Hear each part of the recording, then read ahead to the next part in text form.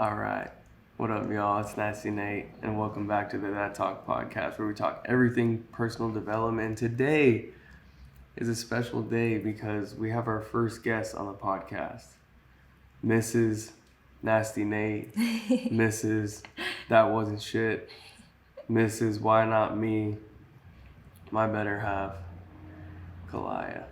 Hi, Caliah. Hi, thank you. Doing good. Are you doing good today? Yeah, I'm doing really good today. Caliah is what would you call yourself? A healer. A healer. A belly dancer. She can sing. Privately. Soon to be mother. Soon to be mama, yeah. Wifey. Yeah. A woman of many talents. Thank you. Yeah. Why don't you tell everybody a little about yourself? Where are you from? How old are you? All that. Where were you born? Okay. Give a little bio. Okay. So I was born in Portland, Oregon. Okay. Raised in Vancouver, Washington. Okay. And yeah, I don't know. There's a lot to say. How old are you? 28. You're how old? Yeah, I just turned 28. Okay. Yep. And you live in Vancouver now? Yep.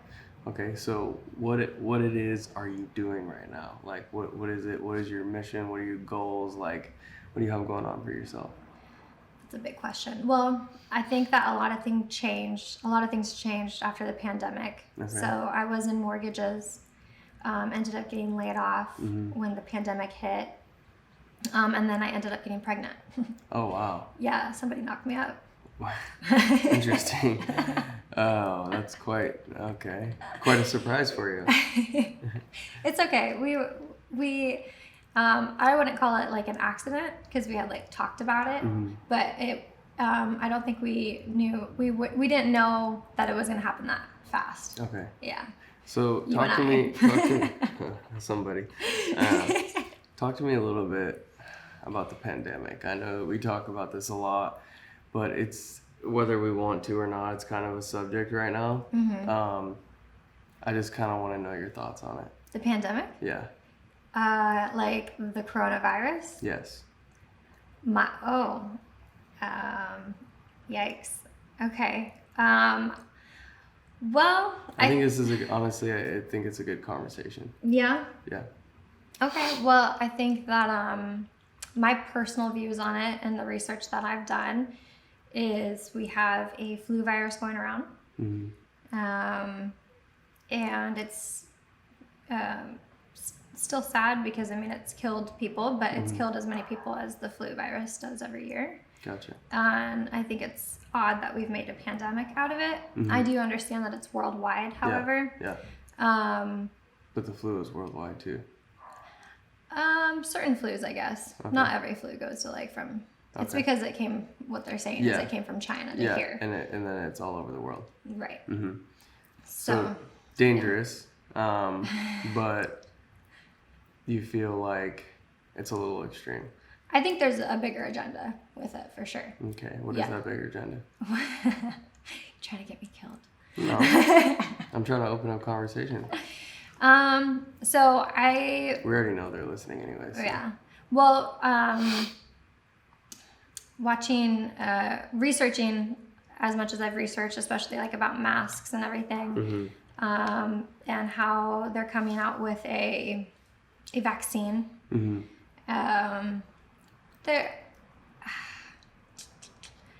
So I don't know where to start, I guess. My personal opinions on it are that the virus isn't what we need to worry about, essentially. Gotcha. So I'm not against people wearing masks, and I know that a lot of people, it's mandatory in a lot of businesses. And if it makes other people feel better, I am down to wear a mask for others to make them feel comfortable. However, I already know the masks don't work. Yeah. Or, if people do their research on masks, it's not helpful. So my question is, viruses. They also don't stop at 6 feet. They don't dissipate at 6 feet. So my question is why? I know why, but your opinion. So how come there is just such a strong push and strong, I don't know what the word.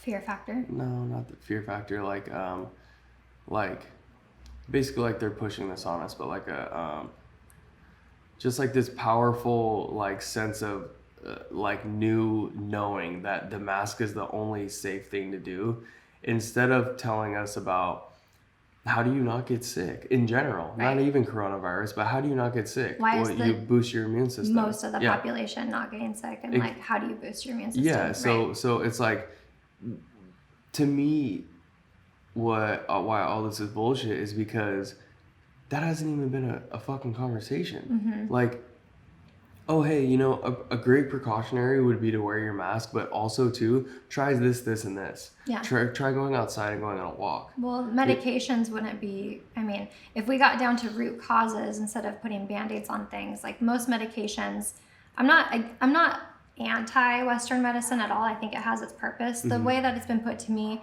that I really like is that Westernized medicine, like if you've been mangled in a car accident, like we can put you back together, yes, you know? Yes. But as far as like a healthy lifestyle, the Westernized medicine doesn't have that down. Yeah. Because then I've seen memes, and I don't like to go like super, because I feel like it's just a lot of talking shit, but I feel like, you know, a fixed patient is loss of money. Right. Well, a lot of medication. So essentially, if you get to the root cause of things, I think medication is overused. So sometimes I think Westernized medicine is necessary to help maybe progress you in that direction. Yeah. But it's not a long-term fix. So if you are using those certain medications, it's supposed to be more of a short-term. Gotcha. Okay. Long-term, it has its own side effects. Which is crazy. Right. Because we weren't together, but you know, I had gotten in an accident in 2015, and I think that was the first part of me. I would say I had gone through it a couple years before, where I was just like anti anything alcohol, drugs, anything like that. Right. So I, you know, T-boned the car, and I refused any sort of medication, medication. And I don't know what it was. I just had this, I think for me, I had this strong sense of urge against it, because I had that tough guy thing going on. So I wanted to say like, oh, I made it through all this with no medication, just because I feel like it would be a story afterwards. I think that was a huge part of my motivation for it. But also too, I was already depressed from the accident in general, because what I valued at that time was my bike and my body, and it was both taken from me. And I knew that if I was already depressed and I was taking painkillers, that I would just literally melt into the couch. Okay. And I just couldn't bring myself, because they gave me one in an IV when I was knocked out, and I was pissed. And I woke up, and I remember my mom taking me home, and I just remember just like being like being high and being like melting into the couch, and just like my mental was just worse than it already was, you know? And and then I started doing my research, and I'm like, yo, there's more fucking side effects than what I'm dealing with. Yeah. And it's not one of those things where it's not 100% going to happen. Yeah. They have to warn you though. Yeah. But it's like, even the warning is worse than what I'm dealing with. So I don't know. I'm not huge into medicine at all. Yeah. Because I've noticed that in changing my lifestyle, I've always been physically healthy, I would say, but I've not always been mentally healthy.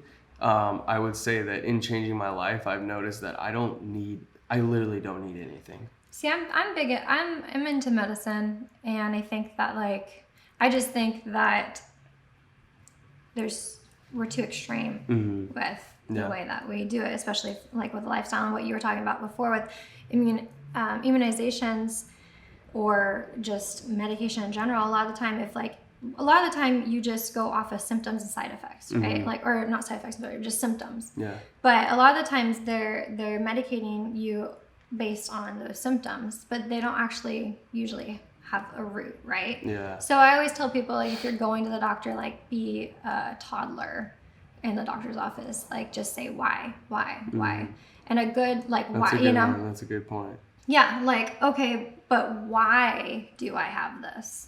Why is my thyroid failing me? Gotcha. Why is this, like, what's the root? Like, okay, so we're getting there because we know it's my thyroid, just for an example, or we're getting there because we know what symptoms are going on or what's being messed with. But the root is, why is my thyroid, or why do I have this disease, or why do I have these allergies, like, or why is my immune system, like, there's something deeper than just those it could be a result of your life and your lifestyle, right, and your choices and your habits. But it's like, but that would be the longevity fix, but that would be the harder fix. A pill's a lot easier. Yeah. And it's like, well, maybe I have diabetes because I eat horribly. And I've been eating horribly for a long time. You know what I mean? Well, there's a difference in diabetes 1, diabetes 2, But I just mean, you know, why do I have high cholesterol? Things like that. You know what I mean? Yeah. It's like, oh, well, yeah, here, take a high cholesterol instead of changing your lifestyle. Or for me, I know personally, I don't need to go to the doctor. My blood pressure gets high. Yeah. Why does my blood pressure get high? Because I drink a lot of fucking caffeine. Yeah. It's you know what I mean? But it's like, that's the fix. But what will happen is people will go to the doctor, they'll get a blood pressure medication, and they'll still drink 6 cups of coffee every day. Yeah. Like, well, heart failure is the number 1 reason for death in America. Congestive heart failure. So, and a lot of it has to do with overweight, and then also stressful lifestyles. A lot of people don't, I would say, don't live very healthy or happy. And then you have the people that have, like we talked about, or like we're saying, like, you have all these things that are leading up to that, but you're not changing them. Like, you know. Well, it's personal accountability. Yeah, which is a whole nother, I hate to throw it out there, but like, you know, like my dad. I mean, he has a pacemaker, but he's still smoking. You know what I mean? It's like, but they fixed his heart with outside resources, but he's still smoking. You know what I mean? Well, it's kind of like if you think about depression too. So I'm really big in mind over matter.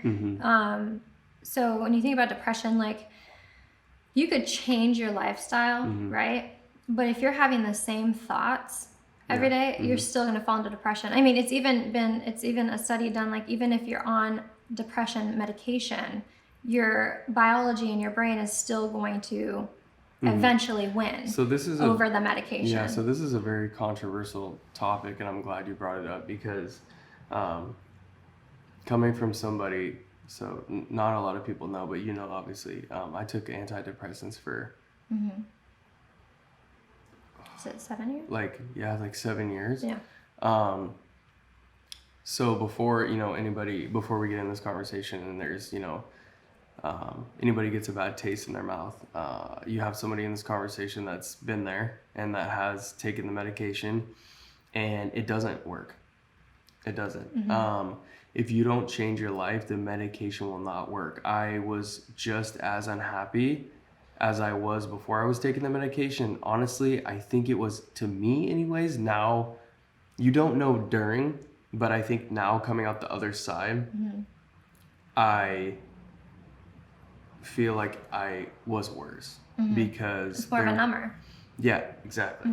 So I was number, and then there was a little bit of, just a sense of like, I don't really feel anything. Well, I don't know when it started, like, in cultures. Well, I guess our culture mainly is like the fear of pain or the fear of feeling. I think feelings are good. I think I think feelings are good, but emotional maturity and being able to control those feelings, like, your reaction to the feeling, is the most important thing. But feelings come and go as a wave, and I think they're kind of more of like guiders. To me, it's because of social media. I don't think it's 100%. There was still depression before social media. I'm talking about how you're talking about, like, the fear of feelings. Like, people rather be numbed out. I think it's getting amplified because feelings aren't sexy. because then you have, let's say for instance, like toxic masculinity culture. There's a toxic femininity culture too. Oh, okay. Yeah. Or you fell in love with that girl and you're a pussy. You know what I mean? Oh, or I see what you're saying. Or you got played. Like, I see what you're saying. Like, or somebody else is fucking your girl. You're a pussy. Yeah. Like, oh, look at, like that's. I feel I like made a so video that's about valuing relationships. Well, I mean, I feel like that's what I can't speak, for women, but that's what men are up against. So if we're wondering why there's this fear of feelings, is because that's what men are up against. Like, your girl's a hoe. Like, well, I didn't love her anyways. Like, you know what I mean? Like, so I feel like to me, it's getting more amplified also too. And I feel like because of that, social media and just the new wave of like technology, we're becoming so disconnected as a culture. Right. Like, I was talking to somebody the other day, Jake, actually, last time we podcast about social media and about like the cost of entry for a human to human interaction is so fucking low compared to what it used to be. Right. Like, when I was in middle school, if you want to talk to a girl, you had to call her on the phone. Yeah. Yeah. And it was like, damn, the first time I call her, it's going to be so awkward because you don't like, and then once you start talking, like, you start to create a little rapport, and then you can like call like a couple times a week, and then you're just having conversations. But the first time you call that girl, it's nerve-wracking. Right. But now I can just send a text. Hey. Right. So if we wonder why our kids are socially awkward, have anxiety, completely disconnected, this is the fucking reason. Yeah. Well, I believe anxiety is a different symptom, but I think I have kind of like the similar source.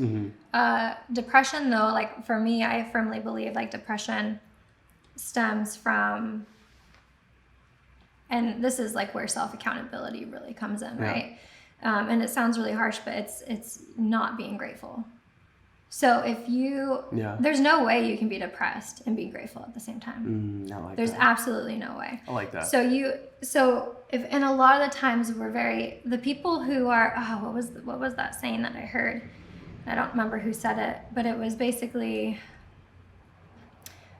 like if you're self-focused, like you're also, self-destruction is self-centered. So a lot of the times, like depressed people, they're not focused on anyone around them. Yeah. I feel this way. I feel that way. Okay. And think about like where you were mentally, right? If you're in a state of gratitude, or if you're in a place, there's always something to be grateful for, right? Like your life could be shit. Yeah. And like for me, like I had been really, really, really broke. You know what I mean? When I was 16, I was living in a van. Yeah. And early 20s, I was no car, walking to two jobs and busing. But I had my dog.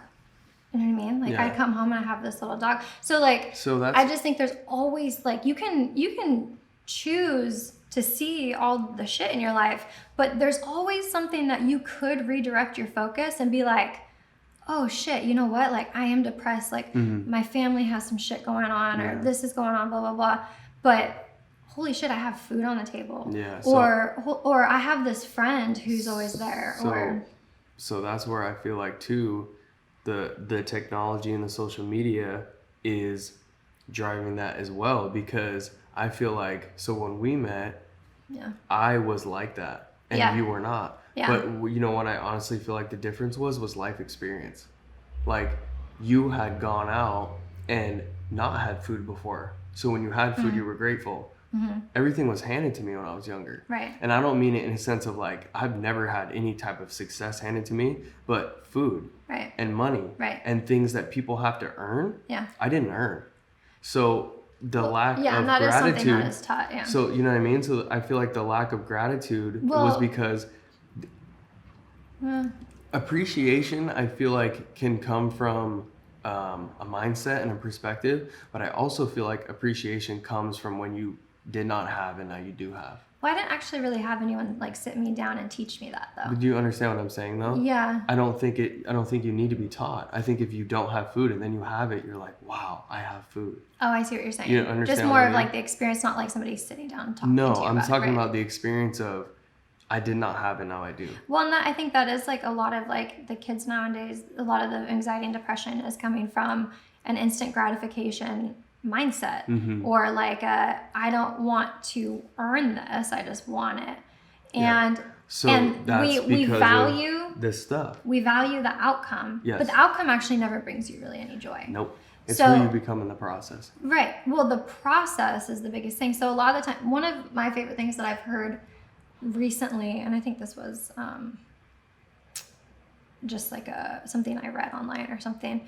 I can't remember the source, but essentially that I have pregnancy brain. I go blank a lot. It's okay. It is a thing, by the way. Huh? It is a thing, by the way. It for is a anybody thing. wondering, it is a thing. It is a thing. She I do this a will, lot. Look at me and then to go to say something and then not say anything. What was I saying though? I don't. Right honestly, before that. I was off track. Kids, instant gratification. I'm not sure. We can move forward. We can move forward. Okay. Yeah.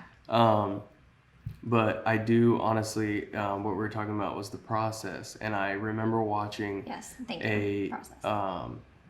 A video of an athlete, and I've always been. I don't know. For some reason I've always been attracted to physical accomplishment. So right. I've always liked sports. You know, right. I don't necessarily even like the sport. I think I love the greatness that it comes with. Right. Like the fact that you can watch somebody be great. Like, and it's crazy because, you know, the most influential people in my life, I was never attracted to what they had. It was about what they were. Right. And so I watched guys like Allen Iverson was my first like absolute hero. The reason I liked him was because he came from the hood, and when he went to the NBA, they couldn't tell him shit, and they fined him and they suspended him, and he never changed. He was the first person that came to an NBA game in the locker room and walking through the bus that was not wearing a suit, was wearing street clothes, and they fined him. Yeah. Like, he changed the culture of NBA to the guys being able to wear the things that they wear now. Because being now authentic. He was being authentic. Yeah. And I was so attracted to that. And I watched, and we're talking about, that was a little off, but we were talking about the process. I watched a video of Kevin Garnett, who's a basketball player. They win this game, and and they're interviewing him, and he's bawling. Like, he's bawling, like uncontrollably crying. And this man is a champion. Like, he's a Hall of Fame basketball player. It's greatness. Like, he's not crying because they're putting a ring on his finger.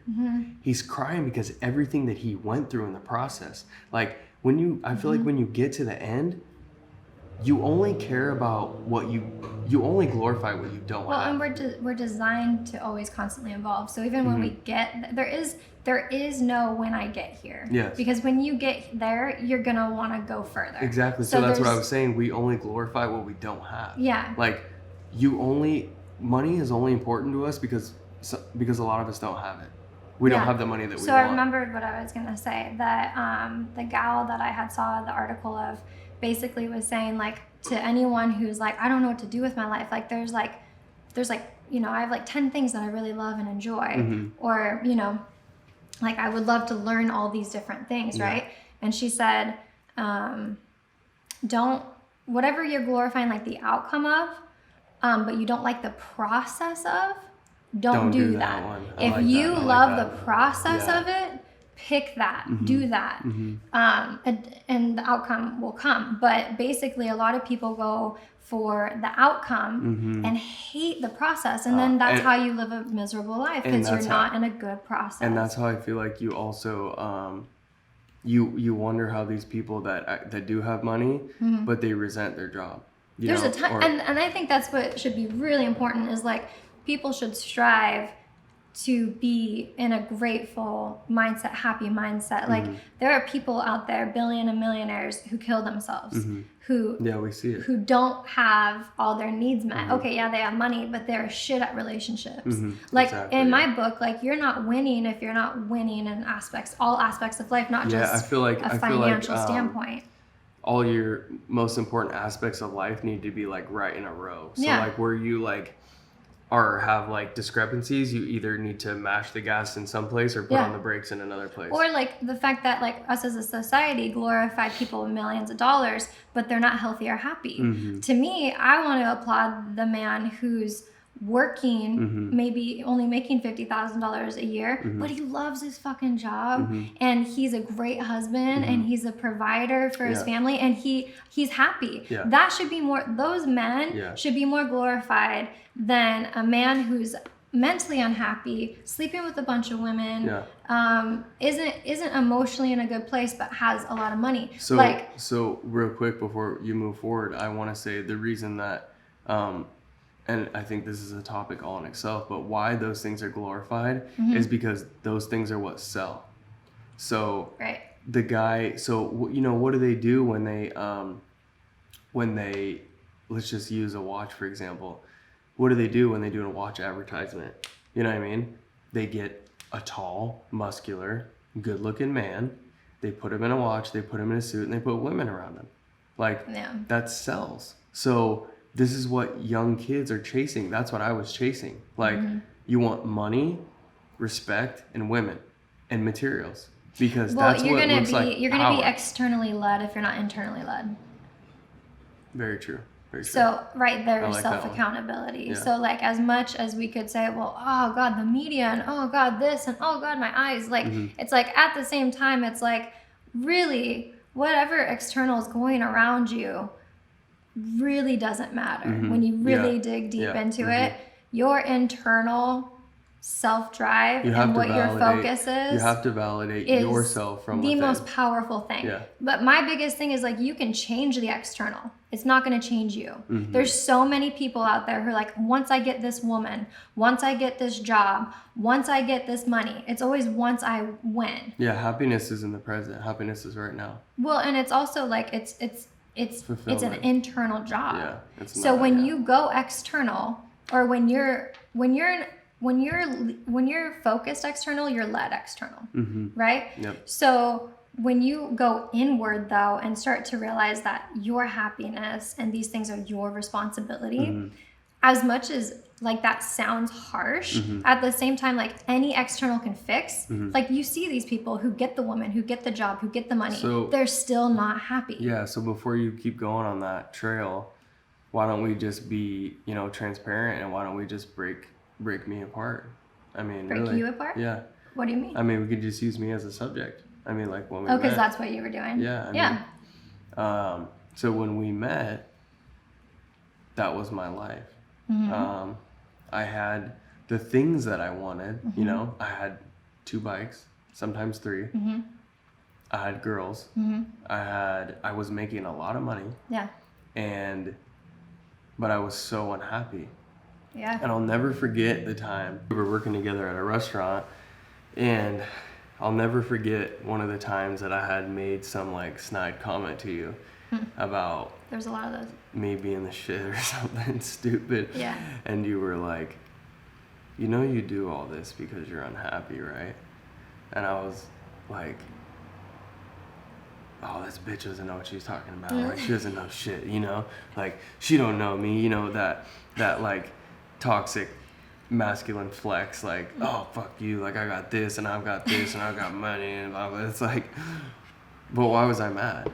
You know what I mean? Like, why was I, if I would have been fulfilled by that, I would have been like, I would have never thought twice about it. But the fact that it fired me up means that there was something going on there, and the wheels were turning. Yeah, and the reaction meant the wheels were turning. So,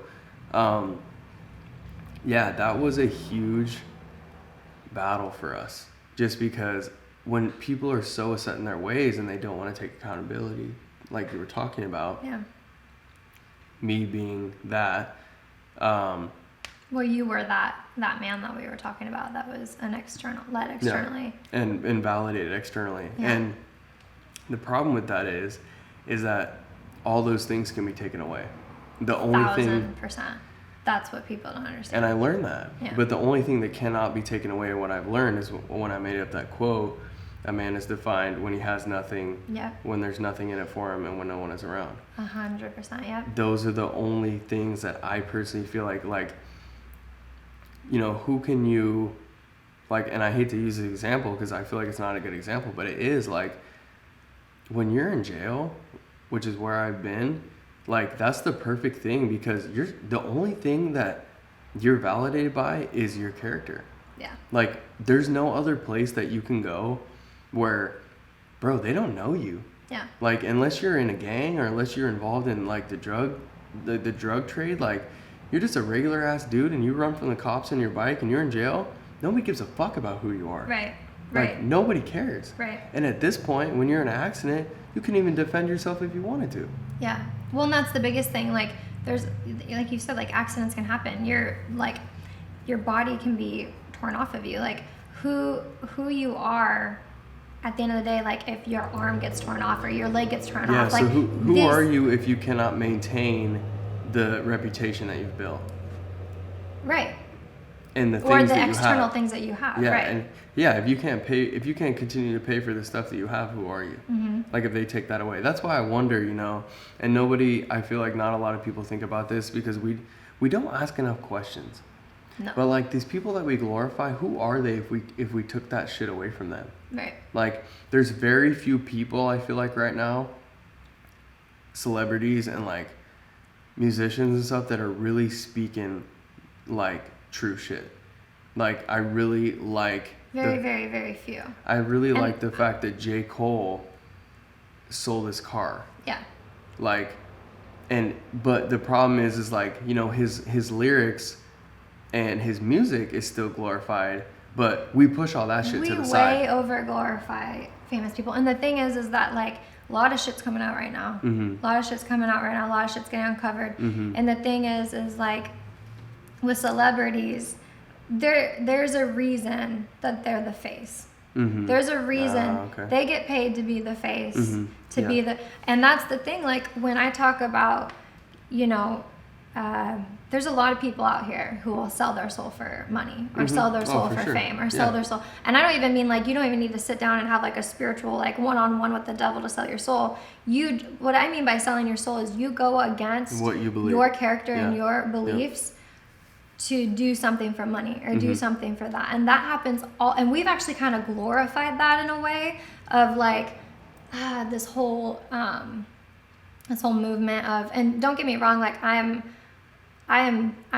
very big on sexuality, right? But there's a healthy sexuality, and there's this, like, glorification of, like, sex, women selling sex, essentially. Yeah. Like, oh, it's okay to be this, but a lot of those people don't talk about, like, the mental state or the health of these women who are doing this. Some of which have been abused. Or why they're doing it. You know what I mean? And so for me, I'm not against at all. I'm not against, like, any form of, like, sexuality, but I'm saying when and maybe some of these women are actually okay with it. I don't really know, but the women I've talked to personally, who I know who are in sex work, literally don't like it. They do it for money. And I'm huge on, like, breastfeeding, public breastfeeding. I'm big on like, the body shouldn't freak people out, but I think there's a big difference of, like, somebody being naked and breastfeeding compared to kind of selling yourself in a way where you're not comfortable. Exactly. Yeah, I would definitely agree with that. But yeah, I just think, like, this whole sex sells, and we glorify this whole. What I want to do, and, you know, my approach isn't always the greatest, and we both know that. But I just, you know, I want to, I mean, it's true. I want to encourage, like, women, and honestly, I know it sounds weird, but men too. I mean, if you don't want to be involved in stuff like that, please stop. Like, and you know, this is meant in no disrespect, but it's such, if you don't like it and it's not fulfilling you, it's such low-hanging fruit. Like, if you might have been born and you just look nice, and that's what, you know, a big part of the world is validated by, is external and that's what flesh. I'm saying. That's the external. So to open your legs, really or to open your legs, or to take off your pants is such low-hanging fruit for you to make money. But what I was saying, though, too, I agree with you, but at the same time, I think, like, a lot of the times that as, like, young girls and little boys, that's glorified because of, like, you look at famous people, right? I mean, Dude, Britney Spears was like a teenager Yeah. when they were basically Yeah. promoting her in a sexual way. And so I think a lot of this whole because you were talking about famous people, I don't think, and a lot of it comes out, majority of them aren't really happy. And I'm not trying to like, I don't really, like, I'm sure there's people who are, if they're, as long as they're true to themselves. But my biggest thing is I think there's a bigger agenda with COVID. I think a lot of shit's coming out with celebrities. Yeah. I think they are the puppets of the people who actually won't show their face and who actually have the whole money. Yeah. There's money, they're not going to be on, money out there that we don't even know about. The people who are really in control of this shit, they're not on Forbes. They don't have their names out there. No. And I think there's a reason why there's people They placed have to be the aliases. face. And what? They have aliases. Yeah. They have fake identities. But to me, like, so those people aren't really free. So a lot of the time, we because glorify you're people who not- aren't actually really You're free. not free because you have to maintain an image. An image and then a contract. I mean, I've heard a lot of famous people talk about contracts that they've had coming into their role. Yeah, so That I've heard really- I've that heard also about Really controlled their life. So any of that kind of things that I've even looked into and studied is like rappers.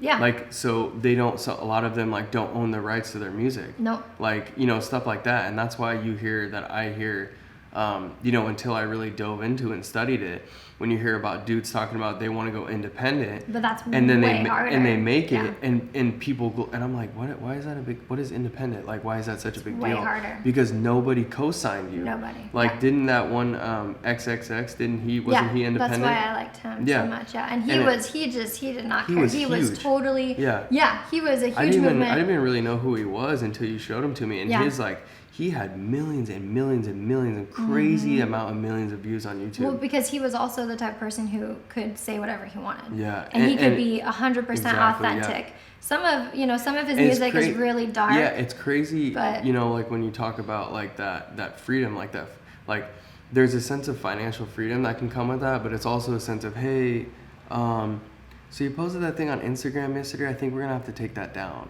Yeah. Like, that sucks. Yeah. Like, and you know, and that's why honestly I've kind of tried to do my own like little sponsorships and stuff, and like I've had to really check myself on like, hey, like, you know, and this is just small, but I mean, you know, everybody starts everywhere. I had this water bottle company reach out to me, offered me some money to post some things, and I was like, you know, we had talked, and you were like, you know, well, do you want to get paid to post? Like, isn't that kind of your goal? And I was like, well, shit, I guess you're right. You know, and then I got this thing, and then the rules were just really extreme, and I was just like, this doesn't go with my fucking brand. Like, Yeah.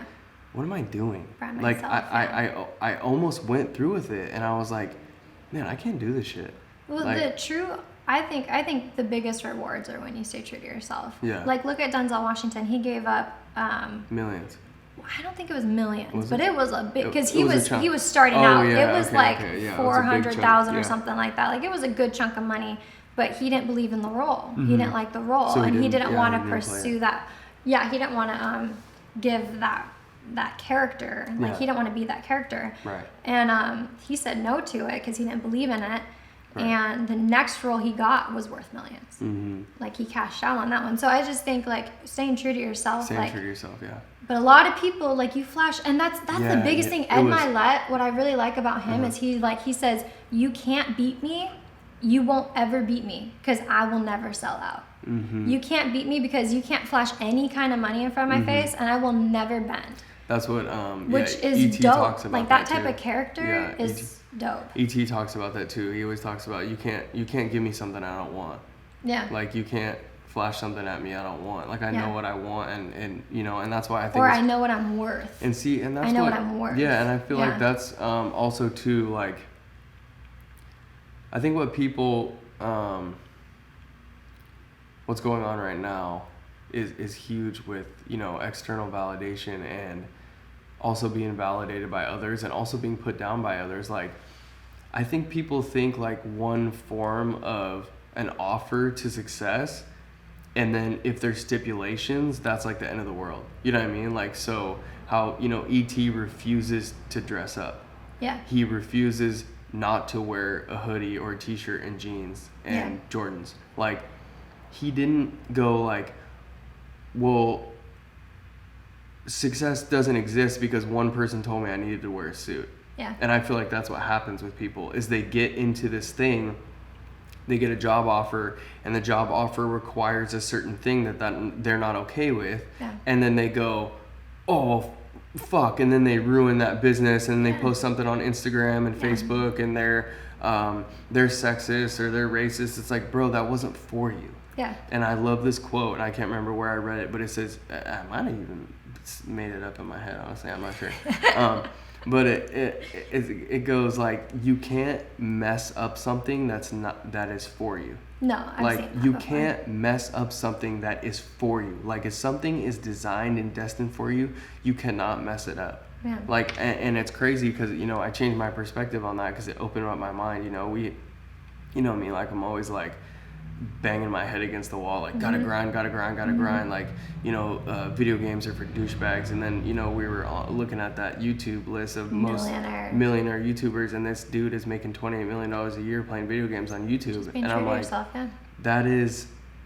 that was for him. Yeah. Like, if I went and played video games, but that's also why you can't like judge that. And I'm a big believer in like what Tony Robbins totally says changed my perspective. Is that no matter where you are in life or how big you are or whatever, like every single person on this planet has something to teach you that you don't know. Yeah. Like, they've been through something that you don't know, or they know a hobby, or they know something that I don't know. Yeah. So you can't ever look at people like there's less or better, right? Like, because I might be more knowledgeable in like the medical field or whatever, but like this guy can teach me how to make millions on YouTube just playing video games. Yeah, and you know what I mean? Like, that's a pretty... And so that's where I kind of feel like you can't mess up what is for you. No. Because, like, to me, if I were to start playing video games, that wouldn't be a good look for me. Because it's not for me. Yeah. But this video game, like Twitch, YouTube lifestyle is for this man. Yeah. So anybody looking at it could go, oh, this dude's a grown-ass man playing video games, but that is for him. But at the same time, like, this is what question I think we should ask people more. At the same time, this is what I think we should ask people more, because we base, like, kind of what you're doing right now. Yeah. I want to get rid of that.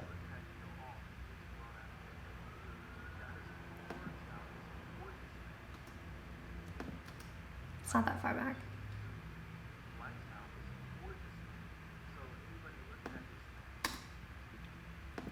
So anybody looking at this guy can go, oh, this dude, you know, he's a grown-ass man playing video games. But it's like, that's his lane. Like, he can't mess it up. Yeah. He can't ruin his life playing video games. Yeah. I just think that kind of stuff, like, really opened up my mind. And it's so cool to me how, like... As long as he's truly happy. Exactly. So we look at, you know, stats and everything, but, you know, people could be making money. But I think the biggest thing is, as long as they're truly happy. Yeah, because I feel like it doesn't mean anything without it. I mean, and that, you know, that happened with me. I wasn't, for anybody listening, I didn't have the bag by any means, but I was in, which was crazy. Like you did, though. Well, no, I wasn't. But which was crazy is that I was in the 20%. Yeah. Like, I looked at it like, to me, you know, I just have high standards for myself, but I was looking at that income like, this ain't shit. Like, compared to what I want to do in my life. So what I believe in right there, like, I think it's always good to strive for more. Like, because that's actually, honestly, you can't stop that from happening. It's evolving. It's within us. Like, that's what's gonna happen. But I think there's, like, we had talked about this earlier, and there's a difference between being, like, content so much so that you don't move forward, but also being in gratitude of where you're at, right? Because I don't think you'll get to next level type of stuff without gratitude. Like, I don't think, you might get there, but you're not going to keep it, or you're not going to actually be fulfilled. Yeah, I can. So I think like you said, like, oh, I kept making this much money, but I made more and more, and I was making more than the average Joe, but I still wasn't happy. So to me, that means like you take your mentality with you where you go. Yeah. So even when you start making $1 million, you're still gonna not be happy, right? Yeah. So like, I think a lot of people, I think I see it more like with men and stuff too, is like where they feel like, oh, I gotta keep pushing, because if I'm gonna be grateful right now or happy for where I'm at, I'm gonna become lazy and content. But I don't think that's the case. Like, I think there's a difference in becoming lazy and content with where you're at and still keeping a grateful heart to actually, when you get there, actually be able to enjoy it. Yeah.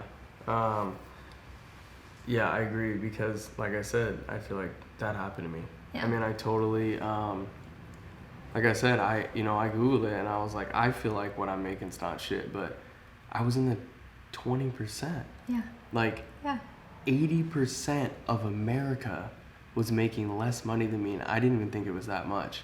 And I think the reason and you didn't even think you had anything to give. And that's a big part too. Yeah, that was a big, I don't know. Being a giver, being a generous person is I don't know really important. I don't know why I had such a scarcity mindset. Because scarcity mindset there, yeah. Yeah, I really did. I had such a impoverished scarcity mindset. And that will go with you even when you're a millionaire. I honestly, do you see what I'm saying? Like, you're still going to be in scarcity mode even if you honestly, get to I just different... feel like it was such a lack of mindset because, and a lack of knowledge.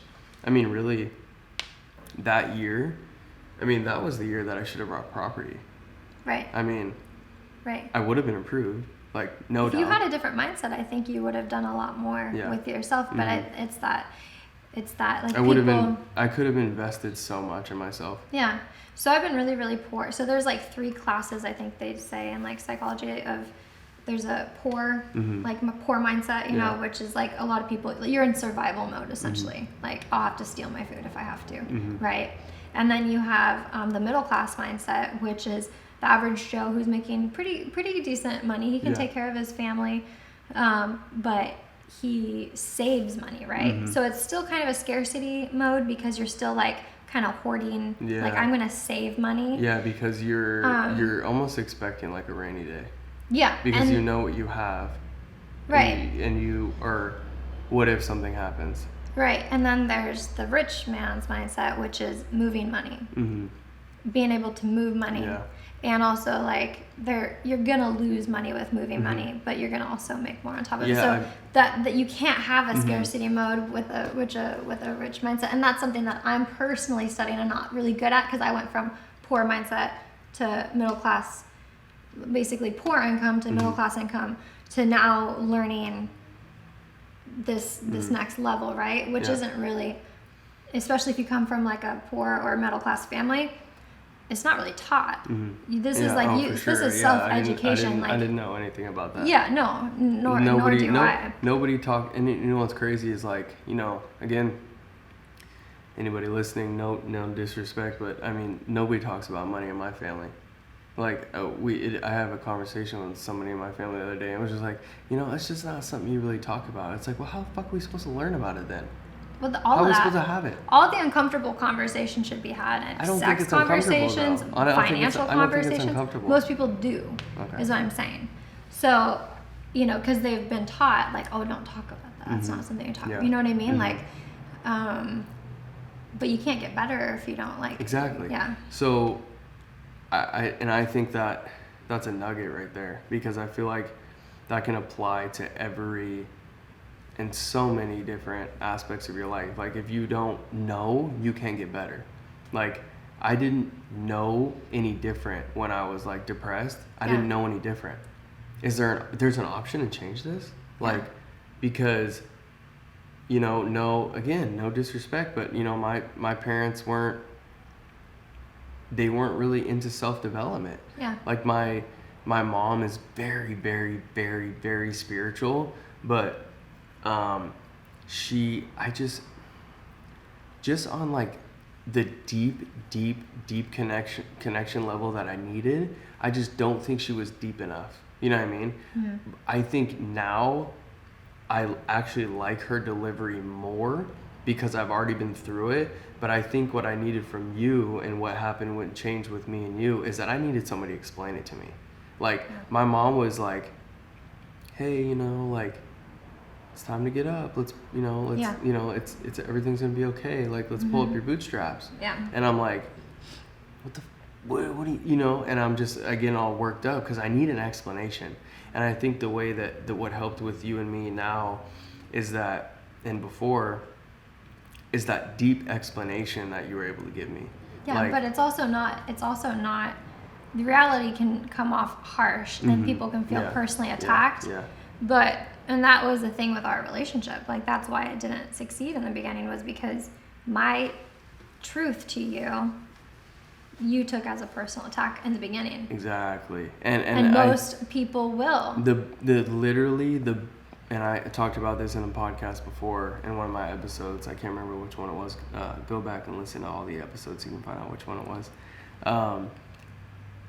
Stop taking shit personal. Literally stop taking shit personal. And, you know, I don't want to get in this because I feel like this conversation will spiral. You can't tell people to do that, though. You have to break it down for them how to. Yeah. Because everyone's offended nowadays about everything. So that's what I'm saying. I don't want to really get into this because I feel like it's going to spiral. It's another podcast. It's for a whole another episode. But all the shit that's happening right now, stop taking it fucking personal. Like, who gives a fuck what your neighbor says to you? Like, let him be. Let your neighbor be. Yeah. Like, again, I don't want to get people riled up and sparked up, but at the end of the day, if you stop digging so deep and stop looking at things in such a complicated aspect, racism is literally an opinion. It's literally somebody else's opinion on how you look. Another person, like if they're the racist person. Yeah. Let it go. It's their opinion. Right. Let it go. Don't take it personal. That's just what they think. Just like somebody could think. So you're going to let it stop you? Yeah. Because someone else thinks something about you. Stop taking shit personal. Well, I think the bigger thing with that, though, is because a lot of people are thinking that there's attacks and actual violence based upon it. Okay. Not just words. Not just words. Okay. Yeah. But as far as the words go, and as far as the Instagram and Facebook posts, let those go. Mm-hmm. Like, your personal development is literally at a standstill if you can't get over taking stuff personally. And like you said, that was a huge problem for us. Everything that you said, it's stopping you from growing. Exactly. Like, I'll never forget the first time you were like, "What do you have to offer?" And I was pissed. I was like, "What the fuck do you mean?" And you know, that was back in my thinking about yourself. What do you have to give to other people? Yeah, that toxic masculinity.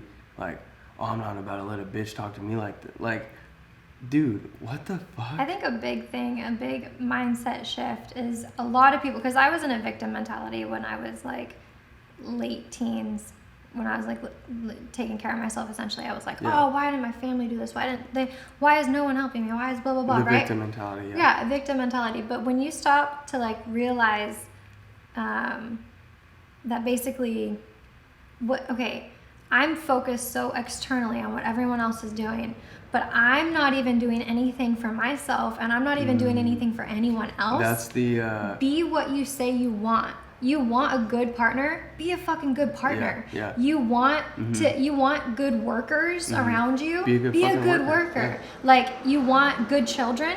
Be a good parent. Like, lead by example.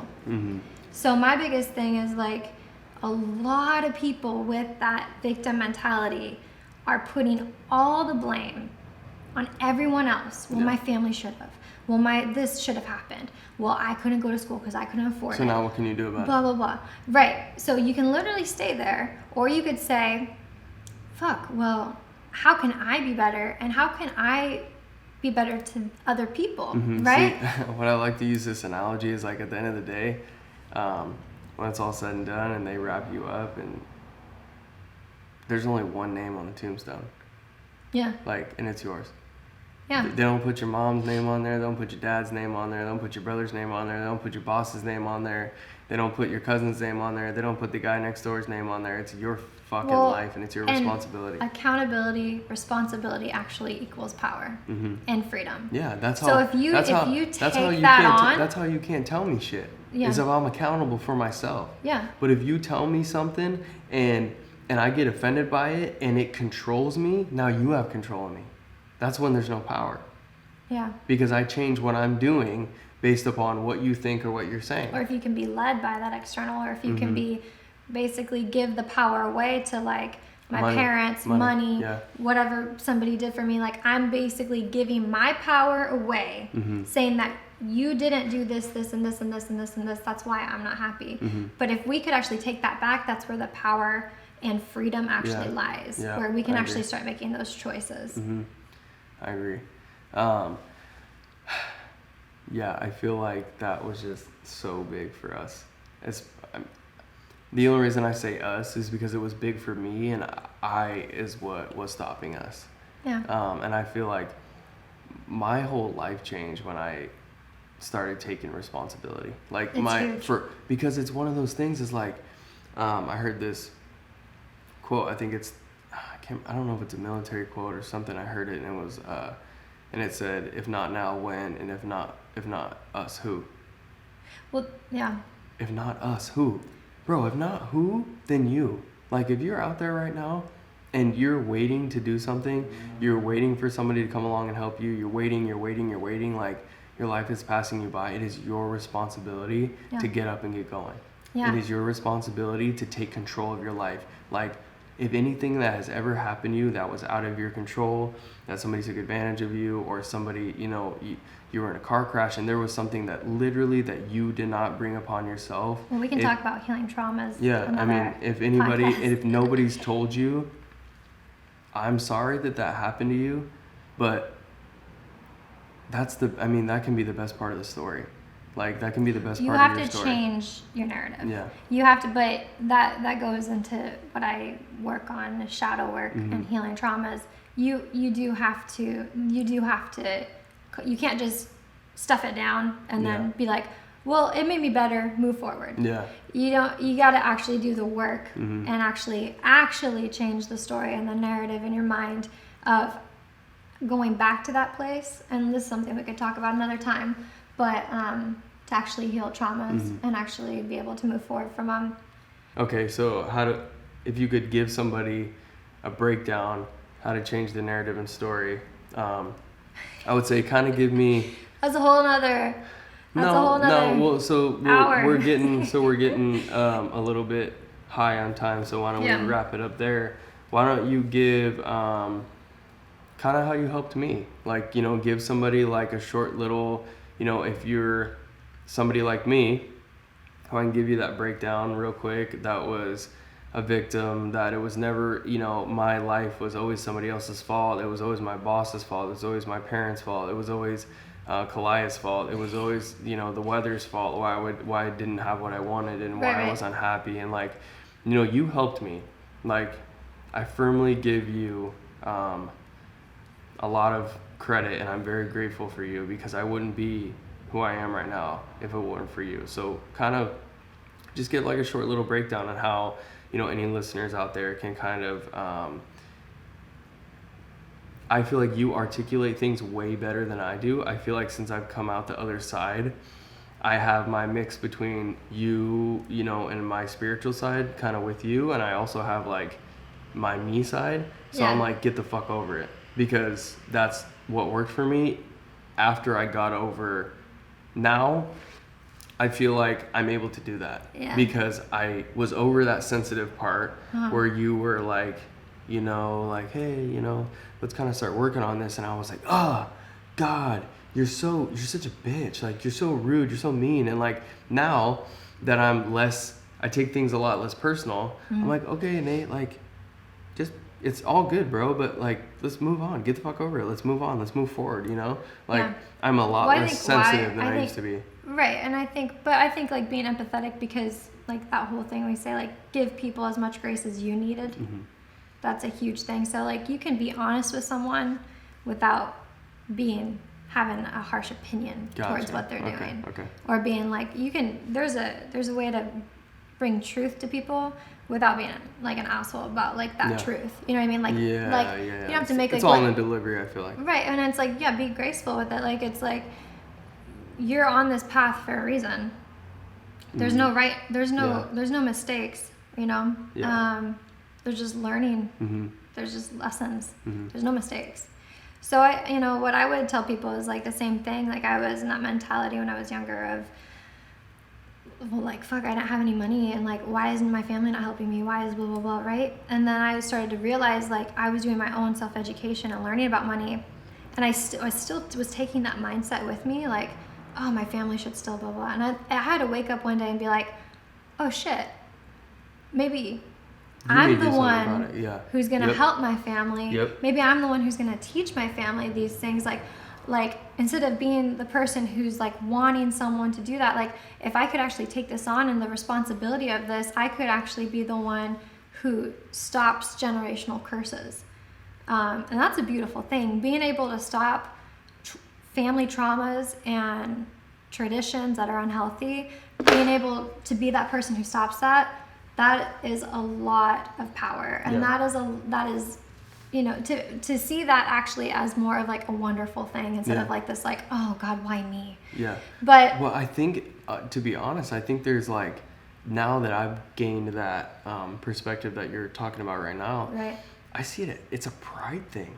It's like, I'm so grateful, and I'm like, dude, that's on my shoulders, bro. Like, wake up and be fucking great every day because of that. Like, you're the one. Yeah. Like, and it's so funny. Maybe they've heard these things and maybe they couldn't understand them. Mm-hmm. Like, so the fact that like we can actually process them and understand how to do these things, like being able to the understanding, I feel like, is what makes be grateful for that. The alone. grateful and the responsibility, like you know, and that's just honestly, and that's my self-talk. Like, to me, I'm just, you know, I run different. You know, you and I run different. Like, I wake up every day, I'm like, I'm the fucking one. Like, let's go. Like, I'm the fucking one to get up and be fucking great. Yeah. Like, I'm the one to wake up and to, you know, and to show our son, like, you get up every fucking day and you grind. Yeah. Like, you just, and I think the difference is before is the reason, you know, we took so long is because I feel like I wasn't ready to be a father, because what I was grinding for, I was unhappy for. So I was like, how can I show a child like anything? But now, like, we have less in a sense of flesh, which is no longer important to either one of us, but like, I feel so much more abundant, like, in my life and in my grind, because I'm like, I'm grinding for something that has my name on it. Yeah. Like, and I'm gonna carry that to my son. Yeah. Like, I can't wait to take him to the post office and ship a shirt. You know what I mean? Or like, hey, you know, we sent somebody the wrong size. This is how we're gonna fix it. Like, he's not gonna be, and that's what, you know, he's young. You know, he's got 16 years until he has to work. Hopefully by then I can have a company built that he can work for. Mm-hmm. Like, he's gonna be sending stuff out with his last name on it. Yeah. Like, and that is just, to me, that's just the motivation, and like having that, you know, having that responsibility and taking that greatness on of changing, you know, the narrative for your family, like you're talking about, which is. But that takes internal work first. Yeah. Usually, you know, and those like internal traumas from family, I believe, like, just like genetics gets passed down. I think traumas get passed down too. I agree. And I think working on those and doing the internal work so you don't keep passing those down to the next generation is really important. And so, you know, what I would tell people who are struggling or who want to move forward past a trauma but can't, like, I do think that we should probably make another thing, because I could really break it down step by step of how to like change the narrative and how to be able to go and do that. Why don't we just give everybody the first step then? What would you say the first step would be? I think the first step is taking accountability. Okay. The first step is take accountability. Is taking away all the external pieces, taking away mom, dad, taking away the guy who raped me, taking away all these things, right? Yeah. And looking at, because when we look down to the smallest level, we're vibrations. And this seems really harsh, right? But like, a lot of the times, like, if you've had trauma in childhood, you usually attract more trauma in adulthood if you don't heal it, which isn't fair, because you're like, well, I'm radiating at a trauma level, and I keep attracting more trauma, but I didn't deserve, you know what I mean? Yeah, absolutely. So you have to be empathetic towards people who have had a lot of trauma in their life. I do think there are some people who like what they're getting out of it, because sometimes there's attention, sometimes they get the love. It's kind of more of a manipulative thing, which I was when I was younger. Because we'll have to get into that. Yeah, too, but I do think sometimes people are like, fuck, I want to change, but they keep attracting. So I think, so a lot of times, like, it's like more of subconscious thing. Gotcha. Right? So we have to become conscious of the subconscious. Okay. And to be able to do that, we have to get rid of the external and only look internal and say, okay, as harsh as it sounds, like even with shitty upbringing, or a guy who, like, even as far as like rape goes, right? Yeah. What attracted that into my life? Gotcha. And if you're not ready to get that internal with yourself, or that accountable with yourself, like, because it sounds really mean to be like, you attracted that, right? Because I'm sure you didn't consciously attract that. No one would consciously attract that. Yeah. But what you resist, you persist, or what, you know. True. So essentially, like, anything that has happened in your life, you have attracted to you. Which is crazy to think about, honestly. And so to be able to change that, or to be able to heal the trauma, so you're no longer radiating at a trauma level to the universe, so that more trauma doesn't come to you, we have to be able to heal it. Gotcha. So the first step is taking all the external out of the picture.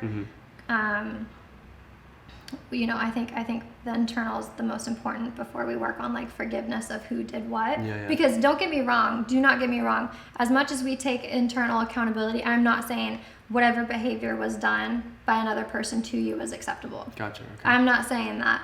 But I'm saying if we want to change our outcome, to not have that same person. You know, a lot of people break up with somebody and start dating the same person with a different face every time, right? Yeah, it's crazy. So that's what I'm talking about. You want to change the pattern. Okay. But I'm not So saying that abusive ex was, that behavior is acceptable. But I'm saying, like, once we get into that internal work, once we do that internal healing and take that accountability, we also will raise our vibration and we'll raise our self-worth. And you no longer accept that type of behavior. You no longer accept those type of people. I like that, and those people will no longer show up. So you'd say your basic first step would be accountability, and then after taking accountability, just becoming aware of what you keep attracting.